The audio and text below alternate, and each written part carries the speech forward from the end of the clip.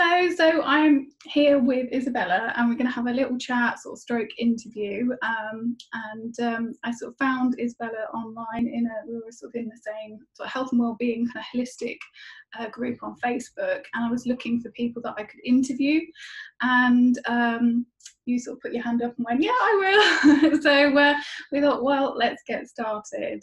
So let's start with the question, who are you and what do you do? All right, so my name is Isabella and I'm a holistic therapist, and I am Reiki master and teacher and spiritual teacher. So I do a lot of therapies to help people in their well-being. The main I do is Reiki, and I also teach Reiki. Okay. I do crystal healing therapies, and I do Indian head massage, I do soul readings, and I'm going to work with autistic children soon as well. So quite a lot there. And whereabouts are you based? I am based in Northampton, at Dustin at the moment. Mm-hmm. And have you've got a treatment room there, have you? Yes. Okay. Okay, what I'll do is I'll share some links to your sort of Facebook pages and any website links that people can find. So if they've got any questions they want to ask you specifically, they can get in touch and find you easily. So how did you get on the journey of training to do Reiki? Like, how long have you been doing Reiki? It's gonna be roughly about 3 years now, and Reiki appeared on my path when I was in a bad place with myself. So I actually suffered from depression and anxieties, and I was looking for the solution. How can I help myself, and what will be the best option? And the Reiki appeared on my path, so I decided, okay, I will try. I will see what is that, because some people might be scared of it because this is the energy. And I decided, okay, I will give it a go. I will have one session. So you tried it out to help you first? Yes, I've tried it out. I had only one session, to be honest. And then after that, I felt like, yes, this is it. Yeah. This is something for me. So I decided to take and do a course myself, that I will be actually able to use the Reiki on a daily basis, because when you, of course, having a therapy, it's like based once a week, and once when you do the course yourself, you've got the skills to do it every day. Yeah, I mean, I know a few people who do Reiki, and it does seem that often the path that they discover Reiki is that they need it for themselves, and then they want to learn more.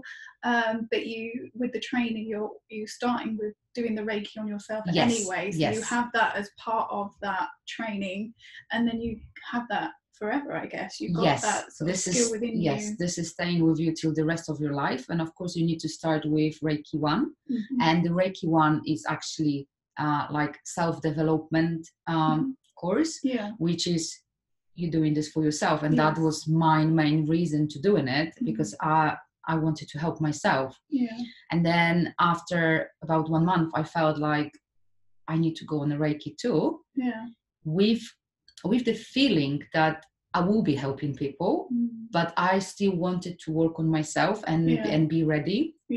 So I took another few months, like altogether it took me 8 months of working just with myself and on myself. I mean, I was actually doing on my family, friends, but not as a therapist yet. I wanted to be sure 100% that I am in a good place with myself. And then I felt like I am ready now to provide this service for other people and share my journey with them, and show that, if you want, you can really help yourself. Because I overcome all the anxieties and my depressions, which were coming back for some time. Of course, I didn't only use Reiki. I was using different things like crystals as well, which I do crystal. I'm collecting a load of crystals. Crystal therapies. Because you start with like 1 or 2 and then it grows. My son absolutely loves crystals, so there's some which are like his. And I've even sort of like, doing the thing where you sort of make you charge them up in the moon and the full moon. So I'm like, I don't really understand it yet, but it's like they look nice, and I'm trusting that they're doing something. You don't need to understand. You just need to feel, and if you feel that a certain crystal is right for you, it's right for you, because at the time we subconsciously choosing the crystals we really need. And this is the information about what is actually happening inside us and what we need at that certain moment. And I love using crystals with Reiki because crystals are very powerful and they add together with the Reiki. And I've got really great feedbacks from the clients using both at the same time. Well, I guess they're sort of linked, aren't they? I mean, I've had a little bit of Reiki done, and the therapist used a mix of two. When she felt that there needed to be some crystals involved, she's used them. So. This is how I work. I don't usually just concentrate on Reiki itself, and wherever I feel is right for the certain person, because I always do therapies adjust like individually. So whatever I feel, I do in it. I guess it's very much going with your instinct and intuition, isn't it? It's sort of, there isn't a one size fits all, because everyone is at a different place with that. Something that I find really interesting, because with Reiki it's all about energy and sort of I guess removing or releasing negative energy and negative emotions and helping with the thought process and belief system. And how do you protect yourself? Because for me, I would definitely have got empath traits, so I really absorb, like I've realised that I've got a very predominantly introverted nature, so I love being around people, but when there's a lot of shifting going on, or it's an emotional setting, it can have a massive impact on me. So it's interesting, if you're dealing with releasing all these emotions and feelings and energy, how do you protect yourself? I presume that's part of the Reiki kind of 101, like the first thing you need to learn is like protecting yourself. And this is what I teach, because I've experienced many things before, and I wasn't aware of the certain things, and that's through my whole journey and my path. I've understood that this is the most important part. I am empath myself, and I know, and I when I'm around the people, it's just like, whoa! It's great if everyone's happy, but like, so I'm part of a coaching group, and it's actually with Vivian Joy. So it's this. Thrive Tribe, so we meet on a monthly basis, and it's for business women, but you know, where you're at with your business and where you're at emotionally and your mindset, it's all linked. So you know, there's some really personal stuff that can bubble up that you're either sharing because you're working through, or other people are, and you're I think particularly as women, we're programmed to naturally sort of look at the commonalities, so you are empathetic. And I do find that I can get very drained after these sorts of sessions. You're thinking, well, I've just sat there and talked a bit and listened and had a bit of lunch, and it's all very nice, and you know, and as well life changing. But it is, you know, I now understand a lot more about emotional energy and you know, the energy of places. Like so we're at my house, and the room we're at now is now our family room, and it was our dining room, and we about a few weeks ago I just sort of felt like the energy was in the house was very stagnant. You know, there's other stuff going on, you know, personal stuff which I won't talk about right now, but it's it has, I guess, sort of objects and environments absorb some certain energies, and so it wasn't until we sort of moved things around that it was like, oh, I can breathe again, like, you know, and it has that impact. So because everything is energy, and we are energy, and everything affects us. This is very important to spend a lot of time with the nature, because nature can help to remove the negativity which is absorbing our aura. Also, you can protect yourself. There are many different methods you can use it.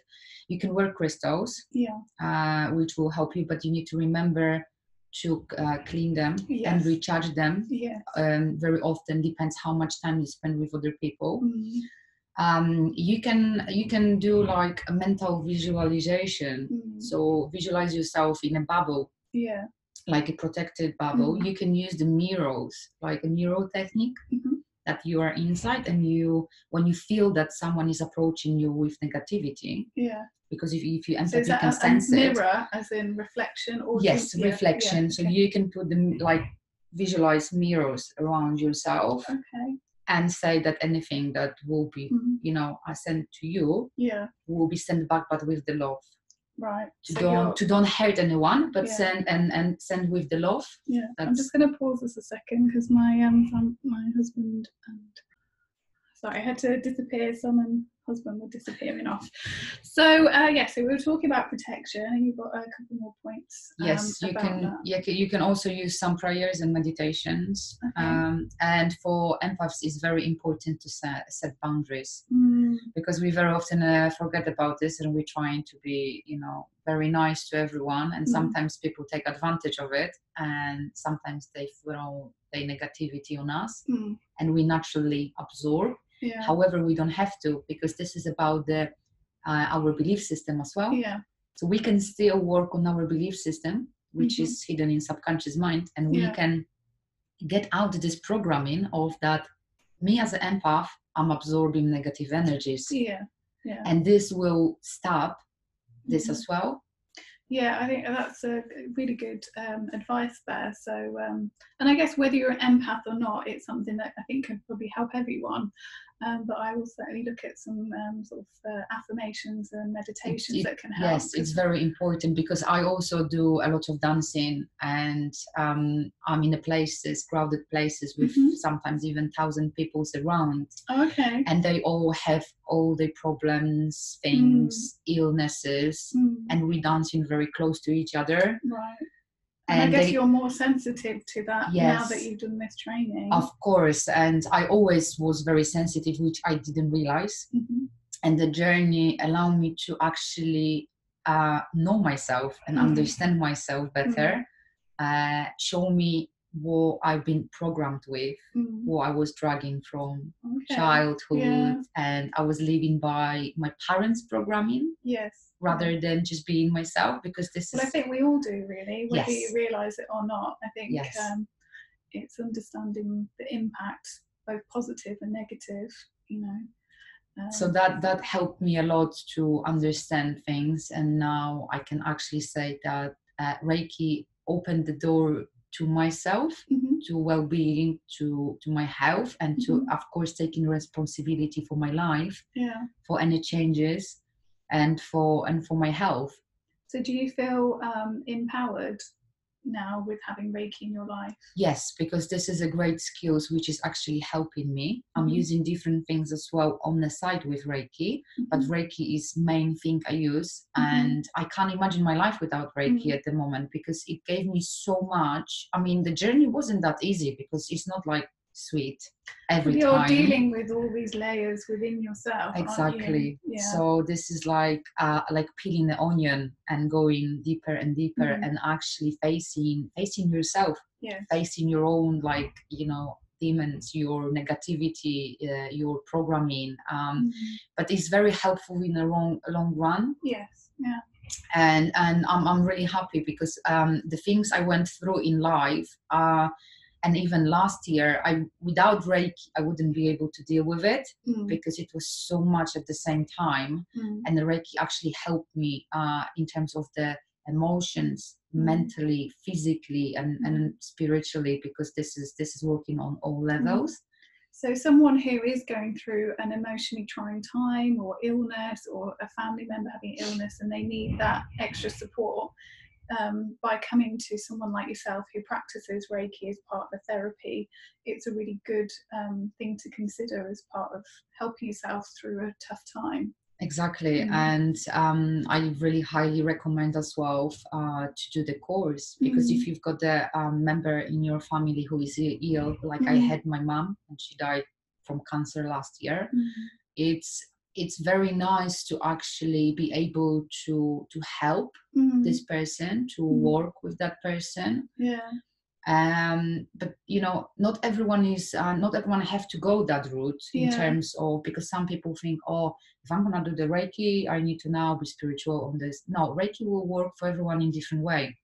So some people just look for relaxation and better help with sleeping. Yes. And Reiki will work on that and help them. Some people, they're looking for the spiritual growth, which then Reiki will work on that for them. So it all depends. Some people, they want to heal certain diseases, and then Reiki will help, as long as they really, really want to be healed. Because sometimes we consciously, we want to be healthy. We want to be... sort of block there, isn't it? But there are blockages in our subconscious mind. And we sometimes don't really want to like let it go of the disease. I mean, sometimes it might sound crazy, but that's how it is. Yeah. Because we sometimes very much attached to the identity of illness. It's called secondary gain. It's something we talked about in the coaching, of understanding when you're trying to let go of something, you've got to replace it with something else. But also, you've got to think about, what are you trying to change? But also, it might be something really negative that you're holding on to, but there could be some sort of unconscious positive to it, even if, like if you've got some sort of illness, maybe you're getting some sort of sympathy, or people are asking how are you, you're getting attention that you might not otherwise have. So, or like you said, it can become part of your identity, whatever that negative sort of this is why it's very important to actually acknowledge why, because we don't have to suffer, and we didn't come to this life to be ill and suffer. I agree. And sometimes we just choose because, like our old programming, we're trying to gain something out of it, and this is why we go in that route. So it's good to know. So we talked a little bit off camera, as it were. Say camera, like my laptop, but sort of a little bit about some sort of you're moving towards helping autistic children. That's sort of another thing that you're looking at training and doing more training. But at the moment, who is your target market? Who do you really love working with? And I appreciate that Reiki can help anyone and everyone. But in terms of to help people watching this, to be able to sort of maybe refer people to you, is there any particular type of people or symptoms or conditions or anything like that that you particularly enjoy helping or have a lot of success with? Who's your target market? I haven't got the target marketing at the moment. The thing, I mean, I love working with everyone, because everyone is completely different. And I love when people come to me and I can actually be part of their journey and their life. And I've got many people who come with depressions and anxieties. And because I went through myself, I actually know how the brain and everything works. And I can suggest many things around it and help with that. I also use the back remedies. Okay. They are very great. They're plant-based, and they are working on emotions, and they're working on our soul level as well, which are helping to balance everything out. And I qualified myself. What is that? Sorry. Back remedies. Okay. So is that like massage? No. That's the little drops that you are taking and drinking. And they're helping you balance yourself out, and they're working to unblock blockages in your body. And are they like a tea, or? This is little drops. Oh, drops. Like drops, like remedies. You can get them from Holland & Barrett. I usually introduce them as well along the Reiki therapy, because it helps to unblock your thoughts and emotions that are stuck in our body, because they're causing the problems in our organs. It's like with the liver. I've got some clients who come to me and saying like, or saying or not saying, sometimes I just feel it on myself, on my body. So I can relate to this. And I had the client last time, and the lady, I figure out that the lady has a problem with like ladies things and organs and liver. And that gave me the information what she's holding on, because that area, for example, we're holding on the guilt, we're holding on anger, which is suppressed. Have you got the Louise Hay? Yes. Louise Hay yes. Yeah, my therapist lent me that, and I had to look that up. Excuse me. And that was really interesting, sort of like knowing that there can be a sort of something in the mind that can then, if it's left undealt with, it can manifest it. And quite usually physically. We don't have a space as a like in a childhood, we don't have a space to express ourselves emotionally. Most of the time we don't. Yeah. And then or don't understand, or like don't have the vocabulary almost as well. Exactly. So therefore we suppress it. And in terms like if we were ashamed or we've been humiliated or anything like that, this is going to our like organs, like reproducing organs, and that works for men and for the ladies.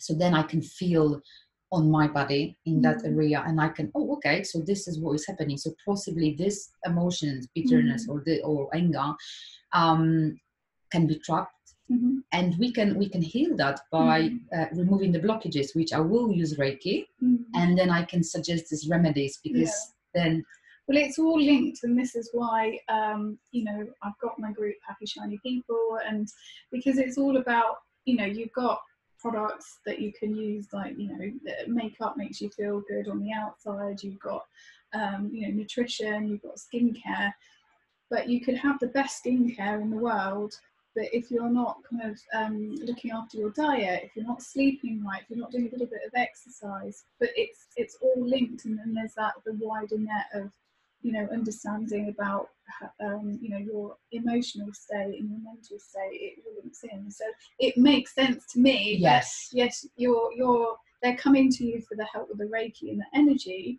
but you, with your skills, you can pick up other areas. So it's like, we'll just supplement it, this will help it, and it goes hand in hand. I always suggest the things, and not only Reiki, I always suggest what the person can do it at home as well. What can I use? Of course, it's up to that person if you want to follow or not.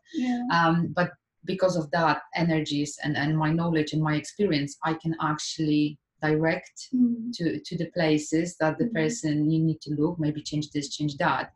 And then that's what I love, because everyone is completely different, and it's just amazing. It's amazing. I mean, we've got many common things together, and certain situations and things we're going through life are very similar, but everyone has a different story and can be related to slightly different areas. And I also work with people with cancer. I used to do the volunteering in Milton Keynes for cancer support group. And I've got many clients who are very curious. They want I'd love to introduce you to the Lewis Foundation. I think our sessions will kind of sort of overlap a bit. But it would be good for you to sort of meet, and if you don't, I'll make an introduction. They do. I was involved in a pamper day towards the end of last year, and they're helping people with going through cancer. So and same with sort of Gemma Dearsey at the Lighthouse. I keep wanting to say Lighthouse Family Lighthouse Centre. The cancer is very close to me, because my mom died of it. My grandfather died of it. My best friend, within 3 years, like 3 people. And I've had it in my life as well. My grandmother in Norway, she passed away because she had ovarian cancer, and it came back. She was treated, came back, and then there were complications. And then my dad had prostate cancer, but thankfully he's been treated and he's doing really well now, so he's all clear, so that's positive. It's very good to look at the emotional side, and I can tell that from experience, because I worked emotionally on releasing emotions myself a lot, and I can see how that's changed inside, how healthy now I am because of that. And like I said, there are certain emotions that relate to certain organs, and by having that knowledge, you can help yourself as well. And there is another nice book, which is Feelings Buried Alive Never Die. Okay, and who's the author of that? Do you know? I don't remember the author, but I've got it somewhere, so I can. We'll share the link with me. I will share it, and it's more advanced, more deeper than Louise Hay, and it's actually giving you as well, like, our belief system. Sometimes people think like, why am I, for example, not rich? Why am I not vibrating to be rich? Only because in our subconscious mind, we might have some programs related to like money are dirty, or anything that is, and we are not aware of it. And then in our conscious life, we're not introducing this. because we don't realize that in our subconscious mind we've got something opposite, and that relates to every area of our life. If we're not accepting ourselves, this is the great example of the skin. People who suffer from acne, they usually that people who are not accepting themselves. They feel disgust towards themselves. Therefore your body is showing that outside what is inside.